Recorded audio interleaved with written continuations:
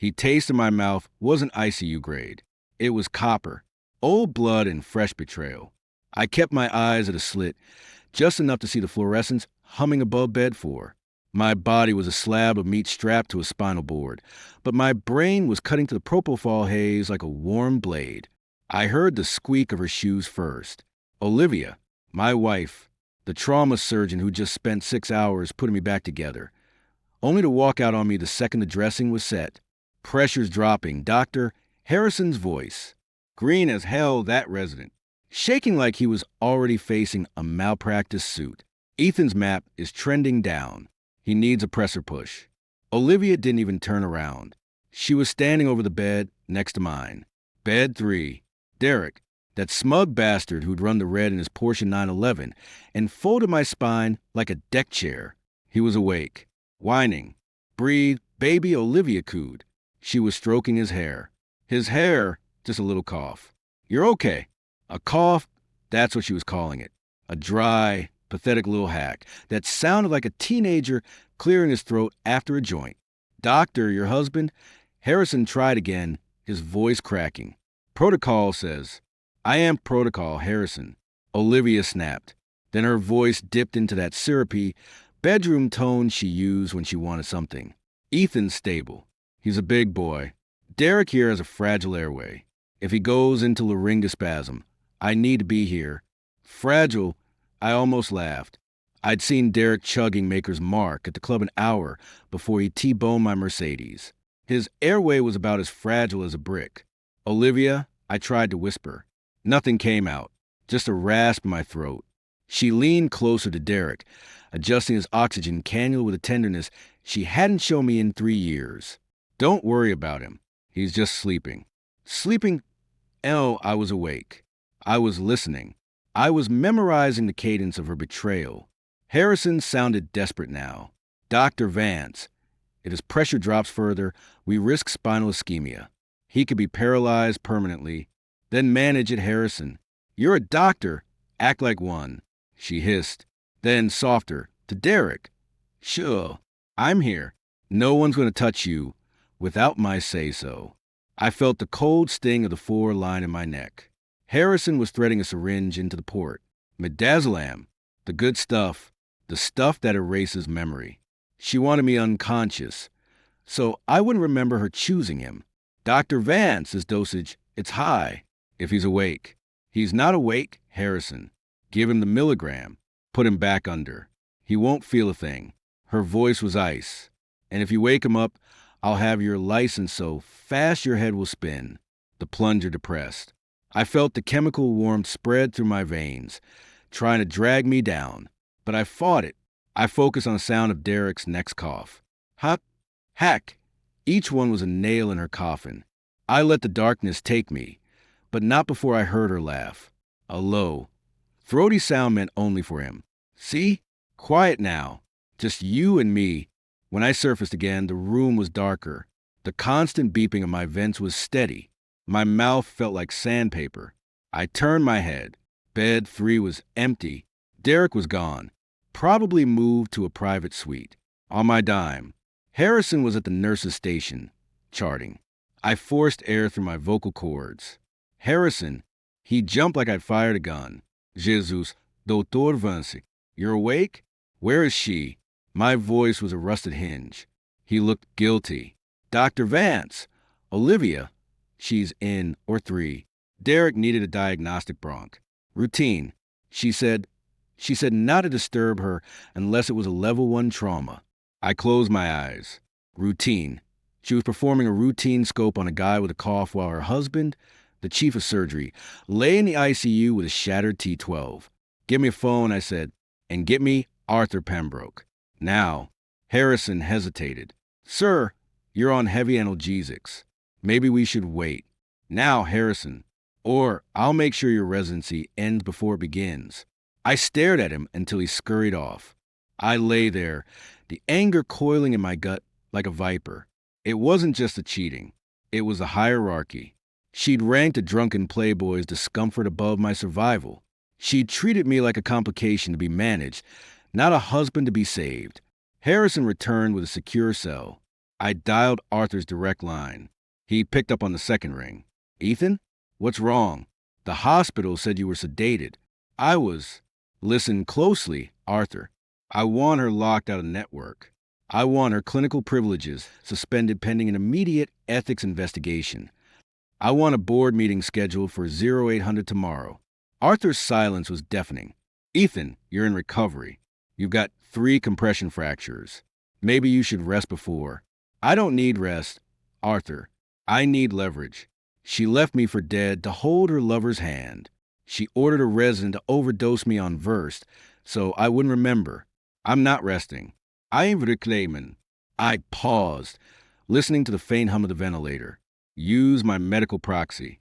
Vote my 52%. Freeze the corporate charter. Liquidate everything tied to her name. Move it to the Grand Can subsidiary. I want her credit cards maxed by noon. Ethan, that's aggressive. Even for you.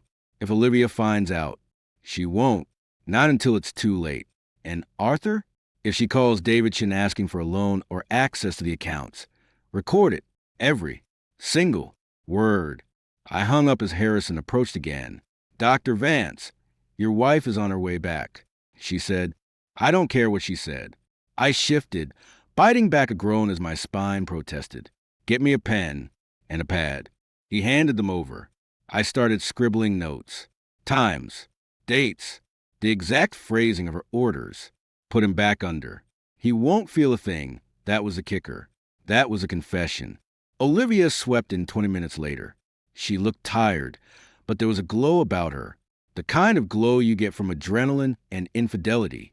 She saw me sitting up, writing, and her smile faltered. Ethan? Sweetheart? Why are you up? Harrison, I told you to keep him sedated. She moved to the bedside, reaching for my hand. How are you feeling? I let her touch me. Her skin was warm. Mine felt like stone. Better, I said softly. Much better. She frowned, squeezing my fingers. I'm sorry about earlier. Derek was being difficult. His airway was compromised. You understand, right? You're a doctor.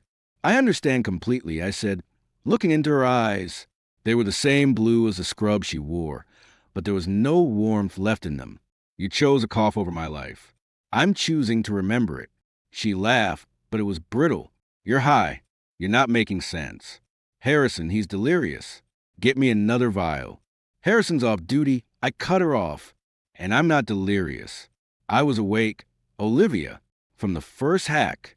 I heard you tell him to drug me. I heard you call Derek baby. I heard you say I was stable. The color drained from her face. She stumbled back, hitting the 4-pole. You were asleep. You couldn't have. I was awake enough to hear you pick him over me. Awake enough to hear you violate your oath and your marriage vows in the same breath. I pulled my hand away. Ask Harrison about the midazolam. Ask him why I'm still lucid. Then ask yourself how long you'll keep your job when the board sees the security footage of you prioritizing a drunk driver's sniffles over your husband's spinal cord. She reached for me again, desperation replacing the shock. Ethan, please. It was a mistake. Stress. Derek, he's nothing. I love you. I was just scared. You weren't scared for me, I said, my voice flat. You were scared for him. Enjoy your promotion. Olivia, you earned it by sleeping your way out of marriage and into a manslaughter charge. I pressed the call button. Nurse? My wife is leaving. Please inform security she's no longer authorized to make medical decisions on my behalf. And tell David Chun to expect my call regarding the audit. As 2 orderlies appeared to escort her out, she screamed, thrashing against their grip. You'll regret this. I made you. You were nothing before me. Nothing. I watched her go, her voice echoing down the sterile hallway. When the door clicked shut, I leaned back against the pillows. The anger was still there, a hot coal in my chest, but it was encased in a shell of cold, hard steel. I wasn't just a victim anymore. I was the one holding the scalpel, and I was about to perform a very necessary excision. I picked up the phone again. Arthur? Change of plans. Add a clause to the divorce papers. She's forbidden from using the Vance name in any professional capacity. If she tries to practice medicine as Dr. Vance, we sue for trademark infringement. and leaked the ethics investigation to the New England Journal. I want her blacklisted from every or in the Northeast. I hung up and stared at the ceiling. The ventilator hummed. Somewhere down the hall, a monitor beeped. It was the sound of a new beginning, one where I didn't just own the company. I owned the truth, and the truth was going to bankrupt her. Derek's cough. I whispered to the empty room. It's going to cost you everything, Olivia. And for the first time since the crash, I smiled.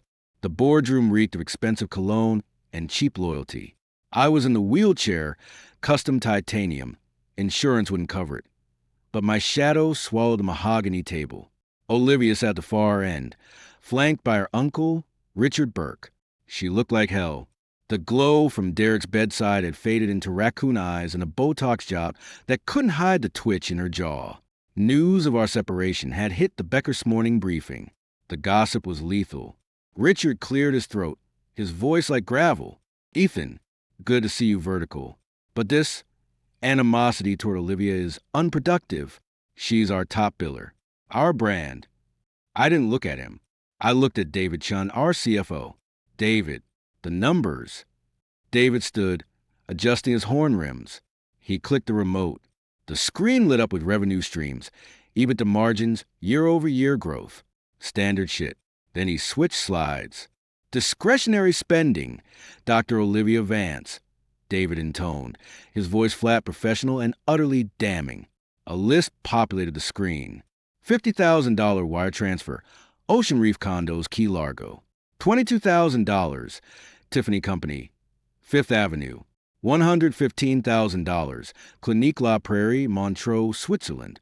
All coded as neurotrauma research grants. The murmur started. Old man Henderson, the longest-serving board member, leaned forward. Those aren't research grants. Those are vacation homes and diamond bracelets. Olivia shot up, her chair screeching. This is a witch hunt. You had no right to audit my private accounts. Ethan, those are confidential. I didn't audit your private accounts, Olivia. I said, my voice cutting to the room like a bone saw.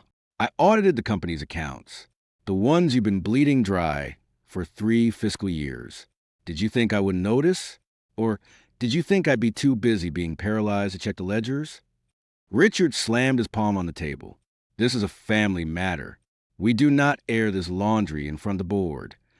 It stopped being a family matter when she left Vidai in the ICU so she could hold her boy toy's hand. I said, swiveling my chair to face him. Now, Richard, it's a fiduciary liability. You want to explain to the SEC why Vance Burke is funding Olivia's Miami getaway? Or should I? Olivia stormed around the table, jabbing a finger at me. You're doing this because I didn't sit by your bedside, because I prioritize a critical patient. You're a petty, vindictive little man, Ethan. A critical patient? I laughed. It was a cold, dead sound. Derek was awake. Olivia. He was ordering Grey Goose from the nurse's station while you were telling Harrison to drug me into compliance. Critical? He had a hangnail and a DUI. I had a shattered spine. I nodded at David. He clicked again. The screen changed to a split screen. On the left, the security footage from ICU Room 4. Timestamp 2:14 a.m. Olivia, leaning over Derek. On the right, the audio waveform synced to her voice. Put him back under. He won't feel a thing. The room went silent. You could hear the hum of the HVAC. Olivia's face turned a mottled purple. That was taken out of context. I was stressed. He was agitated. Agitated? I repeated. Or were you just afraid he'd talk? Afraid he'd tell the cops he was sober enough to recognize you weren't wearing your wedding ring. Henderson spoke up, his voice stern. Olivia, the AMA frowns on drugging conscious patients to conceal an affair, much less the chief of surgery. Richard tried to regain control.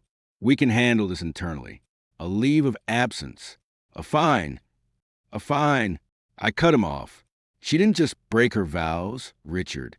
She broke her oath. She violated HIPAA by discussing my condition with her lover. She committed battery by ordering unauthorized sedation. And she committed grand larceny by looting the research budget. I looked at the board. Motion on the floor. Immediate suspension of Dr. Olivia Vance's clinical privileges pending a full investigation by the medical board. All findings to be reported to the AMA and the state licensing board. Henderson didn't hesitate. Seconded. Richard looked like he'd bitten into a lemon. This is outrageous. You're destroying this family. I'm protecting this company, I said. Your niece is a liability, Richard. A walking, talking malpractice suit waiting to happen. What if the next cough is a bleeder in the oar? Will she ignore the patient because the husband isn't rich enough? The vote was called. 8-3. Olivia was suspended, effective immediately. She lunged for me, but 2 security guards blocked her path. You'll regret this. I made you. You were nothing before I put my name on your shitty little hospital. I'll sue you for every penny. I'll take the company.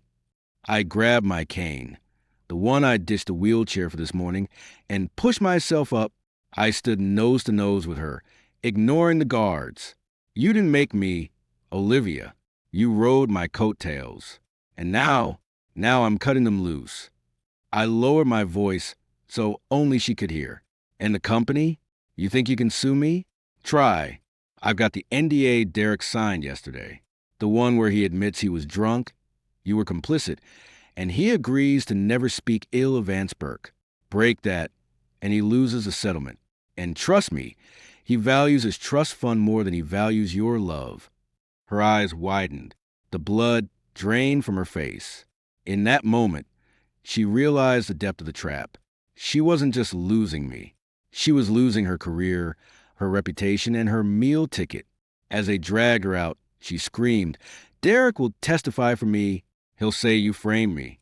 He'll say you're insane. I turned to David. David, pull the recording of Derek's NDA signing. Play the part where he says, I don't love her, man. I just like the free trips. Let her hear it on the way out. The audio played through the boardroom speakers. Derek's voice, clear and callous. Yeah, Olivia is crazy if she thinks I'm marrying her. I just needed a ride after the crash. She's obsessed. Olivia's shriek echoed down the hallway as the doors slammed shut. Richard sank into his chair, burying his face in his hands. You've ruined everything, Ethan. No, Richard. I said, tapping my cane on the floor. Olivia ruined it. I'm just a cleanup crew. I looked at the remaining board members. David, I want a full forensic audit of every department Olivia's touched. I want every cent accounted for. And I want a press release drafted. Vance Burke suspends Star Surgeon pending ethics investigation. Make sure the Wall Street Journal gets the exclusive. Henderson nodded. And the divorce, Ethan? When do we move on that? Arthur's drafting the papers now. Ironclad prenup enforcement. She gets the house. We seize the Miami condo and the jewelry as ill-gotten gains. And add a clause. She's forbidden from using the Vance name in any professional capacity. If she tries to practice as Dr. Vance, we sue for trademark infringement. Arthur, who'd been standing silently by the door, stepped forward. Already done. Though, Ethan, this might blacklist her permanently. She'll never practice medicine again. I met his gaze. Exactly, Arthur. She didn't just break my heart. She broke her oath. In my world, that's a capital offense. I walked out of the boardroom, the click of my cane a metronome counting down her doom. The anger was still there, but it had crystallized into something sharper. Purpose. I'd spent a decade building this empire, only to find a viper nest. Now the nest was being fumigated. In the elevator, Arthur handed me a folder. The PI found something else. Credit card statements. Hotel rooms. Flights to Boston. She's been seeing Derek for over a year, since before the car wreck. I flipped through the pages. Proof. More ammunition. Added to the discovery. And Arthur leaked the flight manifest to the Boston Globe. Let her colleagues in the trauma community know exactly who they were idolizing. He whistled. Cold, Ethan, even for you. I looked at my reflection in the polished brass of the elevator wall. The man looking back wasn't the one who'd married Olivia. That man was soft, trusting, dead. This man was something else, something harder. She wanted to play doctor. I said, the elevator doors opening to the lobby. Now she can play by my rules. I walked past a reception desk, past the gawking employees. My car was waiting. As I slid into the back seat, I looked at the hospital's glass facade. Somewhere on the fifth floor, Olivia was probably sobbing in a broom closet, wondering how her perfect life had imploded. I pulled out my phone and texted David. Initiate Ghost Protocol, liquidate the rest, move it offshore, and send the final audit to the DA. I want her charged by Friday. I hit send. The car pulled into traffic. The city blurred past. I wasn't just taking the company anymore. I was burning the bridges she'd used to cross into my life. And when the ashes settled, there'd be nothing left of her but a cautionary tale for the next ambitious social climber who thought she could fuck the CEO and walk away with the crown. Home, I told the driver. But as we drove, I realized the truth. I wasn't going home. I was going to a house that was now just a monument to a lie. And I was okay with that. Because the only thing more satisfying than revenge was the silence that followed it. A silence broken only by the sound of my own breathing, steady and strong, proving that I was still here, and she was already gone. 3 weeks post-op. The cane was mostly for show now, but I kept it. Reminded me I'd walked through hell and didn't need anyone's sympathy. I was back in my corner office at Vance Burke HQ, staring at a wall of monitors. Olivia had lawyered up, gone dark, holed up in some shithole rental in the Hamptons. But ghosts don't need bodies. Hers was haunting the servers. Leo Martinez, my IT director, knocked once and slipped in. Kid was a savant, dropped out of MIT, hated sunlight, lived on Red Bull and spite.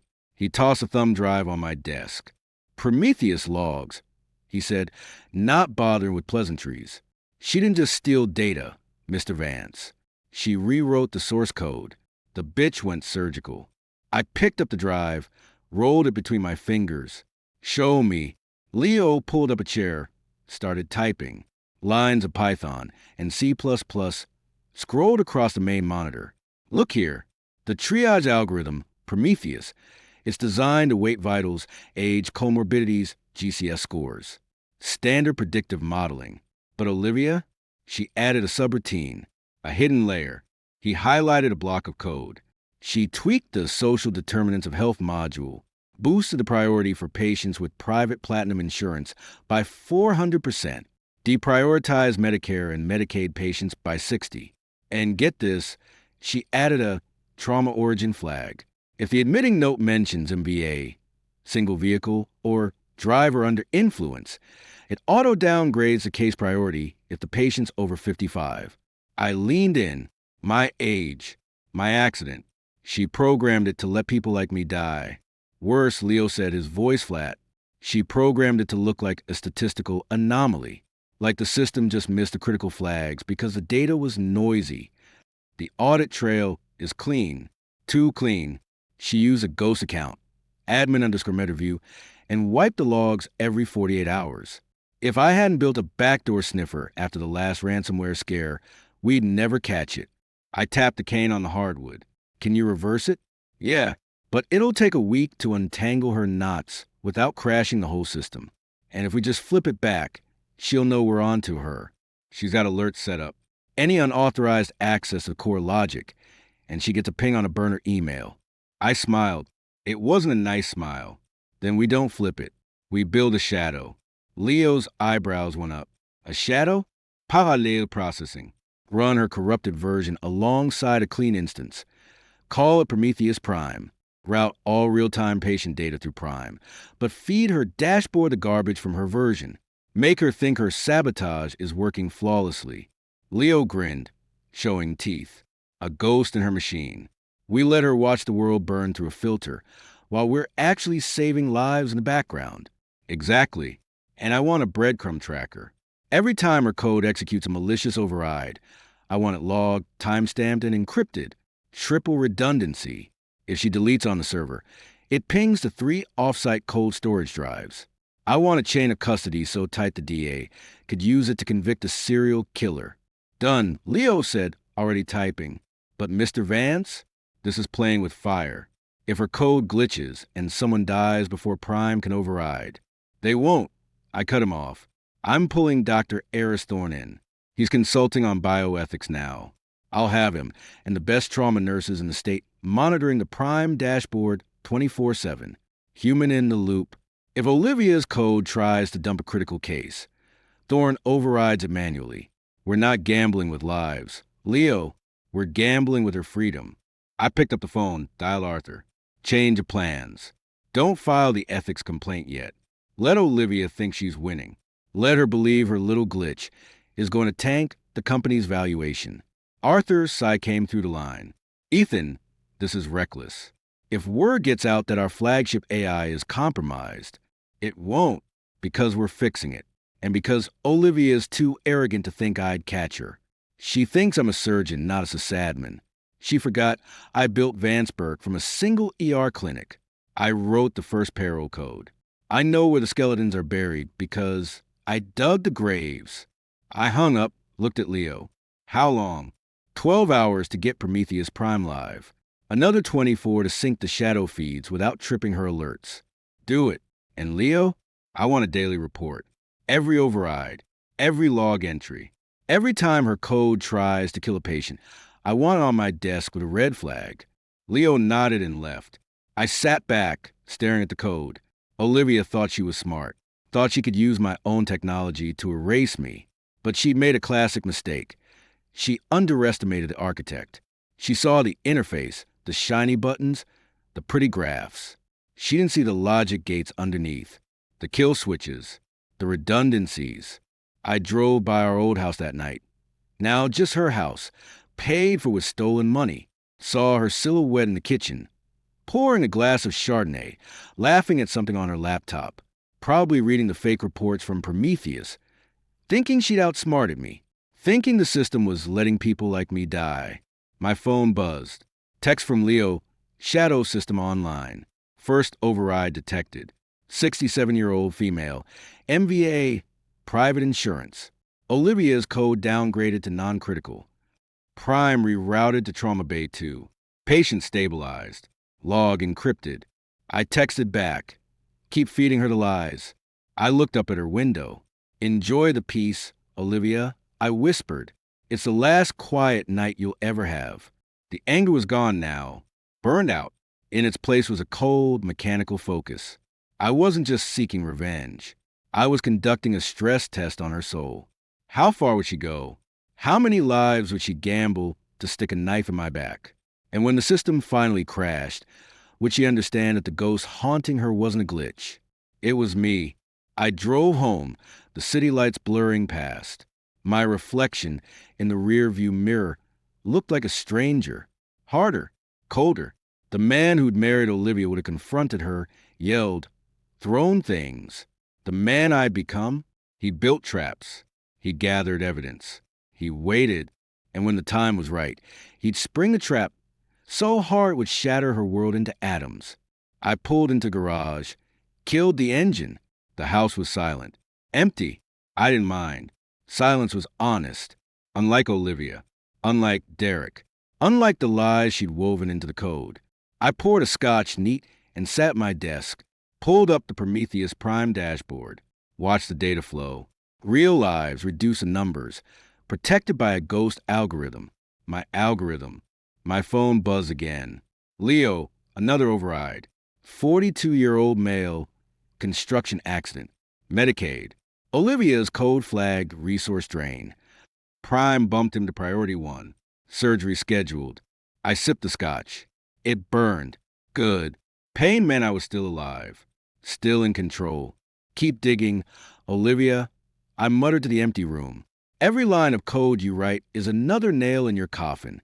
And when the trial comes, I won't need a lawyer. I tapped the screen. I'll have the truth. Written in your own handwriting. I finished the drink and went to bed. For the first time since the crash, I slept without the dreams. Without the sound of that cough. Because now, I knew the cough wasn't the sound of my defeat. It was the sound of her downfall, and I was just getting started. The gala at the Met was suffocating. Crystal chandeliers, $1,000 plates, and enough hubris to choke a horse. I stayed in the shadows of the balcony, scotch in one hand, cane in the other. Below, Olivia was holding court. She'd wrangled an invite through Richard's connections, despite the suspension. She looked radiant. New dress, new highlights, same venomous smile. She was pitching Prometheus like it was her messiah. And the algorithm prioritizes the most vulnerable, she was saying into Mike, her voice dripping with manufactured sincerity. It removes human bias, ensuring every patient gets a fair shot, regardless of their zip code or insurance status. Laughter rippled through the crowd. She ate it up. Derek was there too, leaning against a pillar, scrolling through his phone. He looked bored. He didn't know he was the sacrificial lamb. I gave Leo the nod from the balcony. He was tucked in the tech booth, fingers flying over the keys. Execute reveal. The massive LED walls behind Olivia didn't show her next slide on health equity. They went black. Then, green lines of code began to cascade down the screens. Red highlights bloomed over specific strings. The room went silent. Olivia's smile faltered. She turned, saw the code, and her hand flew to her chest. I pushed off the balcony rail, my cane tapping a slow rhythm as I descended the spiral staircase. The spotlight found me halfway down. I didn't raise my voice. I didn't need to. The wireless mic on my tie carried every word through the sudden vacuum of sound. Ladies and gentlemen, forgive the interruption. What you're seeing isn't a technical error. It's the truth. For the past month, Dr. Olivia Vance has been secretly altering the Prometheus algorithm, not to save lives, but to manipulate outcomes, to prioritize patients based on personal bias rather than medical necessity. Gasps, camera flashes popping like fireworks. Olivia stumbled back from the podium. Ethan, you're a hacking presentation. It's a fake, a setup. I reached the main floor, walking past stunned board members and frozen waitstaff. I approached the stage, my eyes locked on hers. A setup, Olivia? Then explain line 1407. A. Why did you change the trauma response coefficient from 0.85 to 0.15 for patients over 60? Explain the subroutine that boosts private platinum insurance by 400%. Were you trying to ensure that people like me, people you deemed expendable, were pushed to the bottom of the triage list? Richard Burke stood up near the front, his face the color of a ripe eggplant. Ethan, this is a disgrace. This is neither the time nor the place. Stop the charade now. I turned my head slowly toward him. Sit down, Richard. Or do you want me to display the wire transfer logs next? The $200,000 you moved from the Burke Family Trust to Olivia's Research LLC? The one she used to pay for Derek's rehab in Switzerland? You were in on it, weren't you? Helping her cover her tracks because she's family. Richard sank back into his chair, defeated. The crowd was murmuring now, a low, angry tide. I turned back to Olivia. She was shaking, tears smudging her mascara. I did it for us. Ethan, the company was struggling. I was trying to streamline costs, to protect our future. You never listened to my ideas. Liar, I was at the base of the stage now. I didn't need to shout. The venom in my whisper carried. You did it because you hate me. You did it because you wanted to see me fail. You left me in the ICU to die, Olivia. And when that didn't work, you tried to corrupt the very systems designed to prevent exactly what happened to me. I nodded to Leo again. The screens changed. The code vanished, replaced by security footage. Grainy, but clear enough. ICU room 4. Timestamp visible. Olivia leaning over Derek. Her voice, crisp and cold to the ballroom speakers. Put him back under. He won't feel a thing. The room erupted. Reporters shouting questions. Doctors looking at Olivia like she'd grown a second head. Derek tried to slip out a side door, but 2 NYPD uniforms I'd called in as a precaution blocked his path. I grabbed the podium, my knuckles white against the mahogany. This isn't just about a bad marriage. This is about the value of a life. Olivia Vance decided that some lives, my life, were worth less than a cough. Today, we're setting the record straight. The value of a life is not determined by a spreadsheet, an algorithm, or a cheating spouse's convenience. It is infinite, and anyone who forgets that has no place in this profession. I looked out at the sea of stunned faces, the board, the press, the city's elite. Effective immediately, Dr. Olivia Vance is terminated for cause. All findings, the code alterations, the embezzlement records, the security footage, have been forwarded to the Manhattan District Attorney and the New York State Medical Board.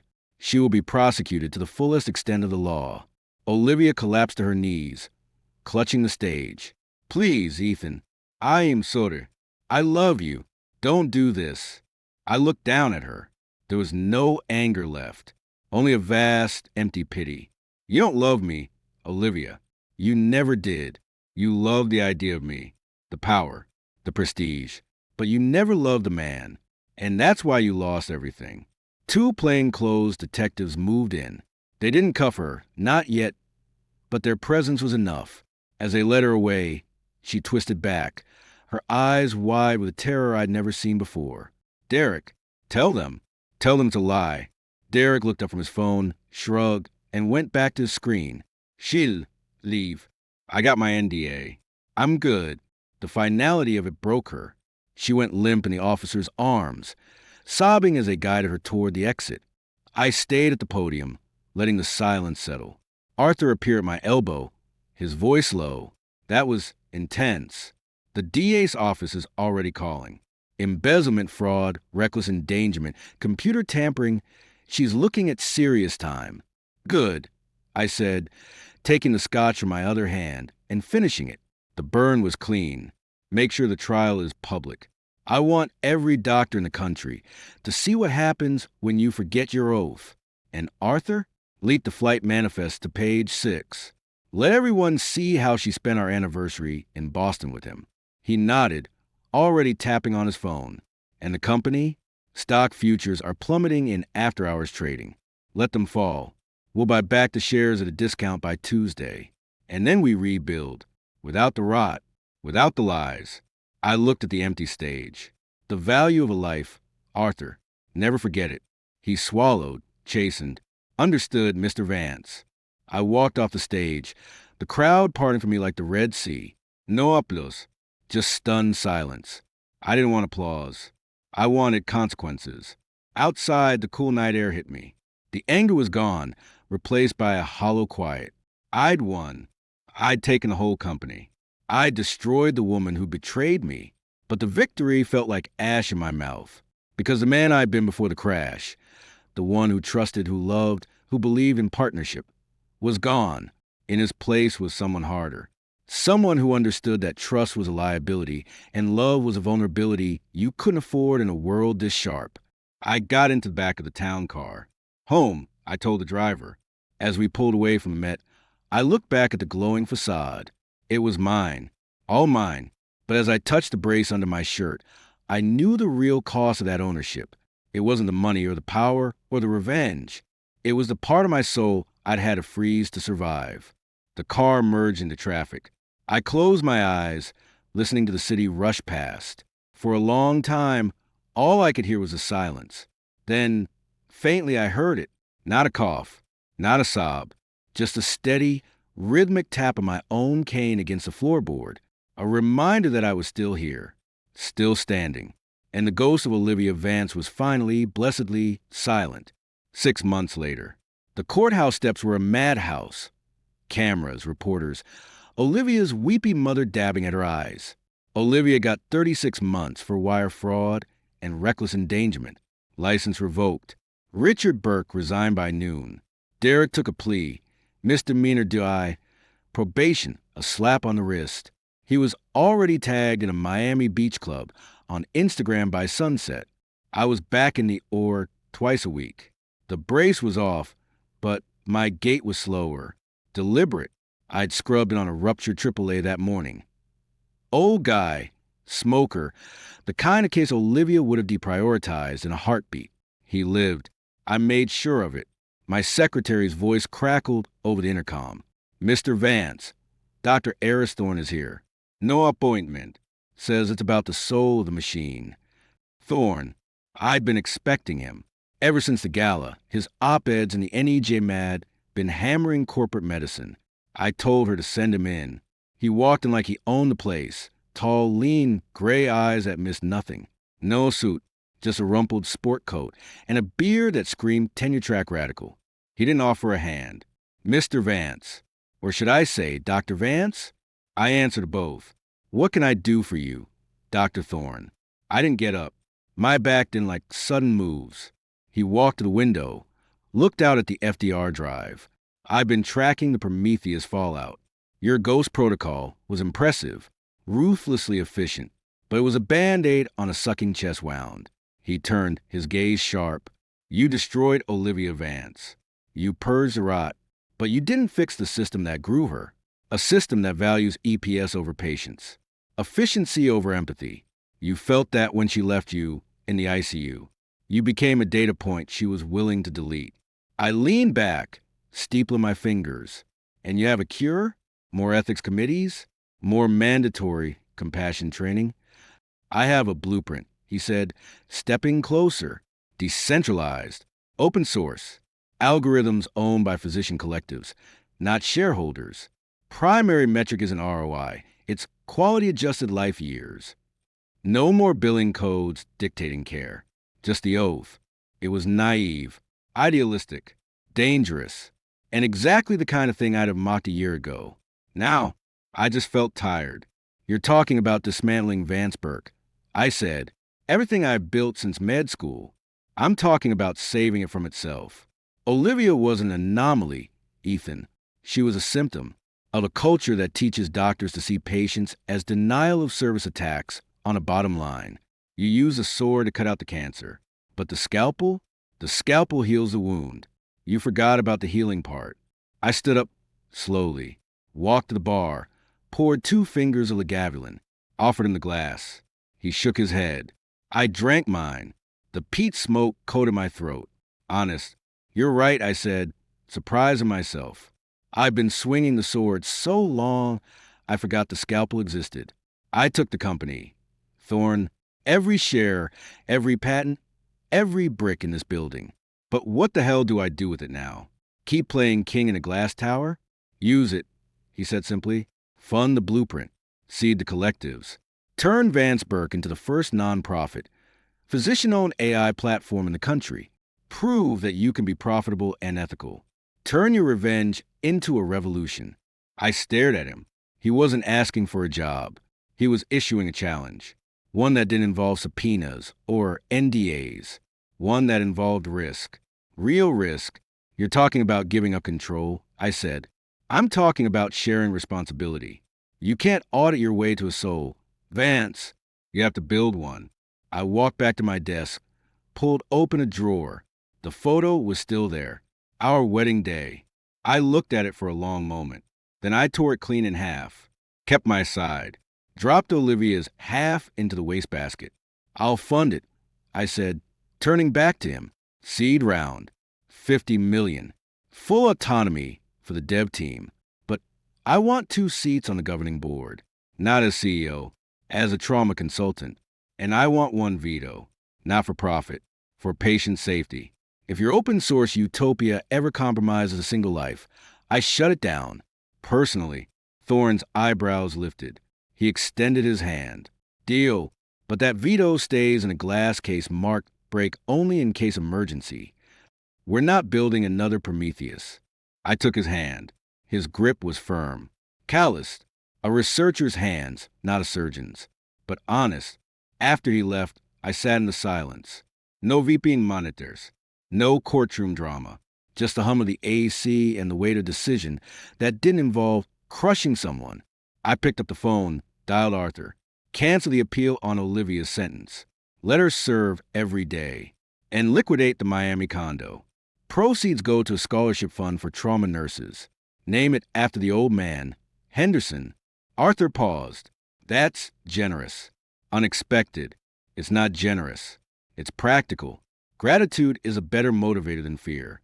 I hung up before he could reply. I looked out the window. The city was still there. The company was still there. But I was different. I'd come to this office as a man hunting a ghost. I was leaving it as a man building a legacy. The anger was gone. In its place was a quiet resolve. I'd taken the whole company. Yes. But more importantly, I'd taken back the part of me that actually gave a damn. I walked out, no cane needed. The hallway stretched ahead, bright and long. I didn't look back. The value of a life. It wasn't a slogan for a gala or a line in a legal brief. It was the reason for the work. And the work was just beginning. I passed the nurse's station. Sarah, a charge nurse I'd known for years, nodded at me. Dr. Vance. Heard about the new project with Dr. Thorne. About time someone fixed the algorithms. I stopped, looked at her, really looked. Sarah, how long have you been covering shifts here? 14 years, sir. 14 years of cleaning up other people's messes, including mine. I pulled out my wallet, handed her a card. That's my direct line. If Thorne's new system ever puts a patient at risk, you call me, day or night. Understood? She took the card, blinking. Yes, sir. Thank you, sir. Don't thank me. Just keep saving lives. I walked on, hearing her murmur to the others. Did he just give me a cell number? I smiled. It wasn't the cold smile of the man in the ICU. It was a small, tired smile of the man who'd finally remembered why he'd picked up a scalpel in the first place. I pushed through the double doors into the sunlight. The air was cold, sharp, clean. I breathed it in. The ghost of Olivia Vance was gone. And for the first time in a year, I couldn't hear the cough anymore. Just the sound of my own heartbeat. Steady, strong, moving forward.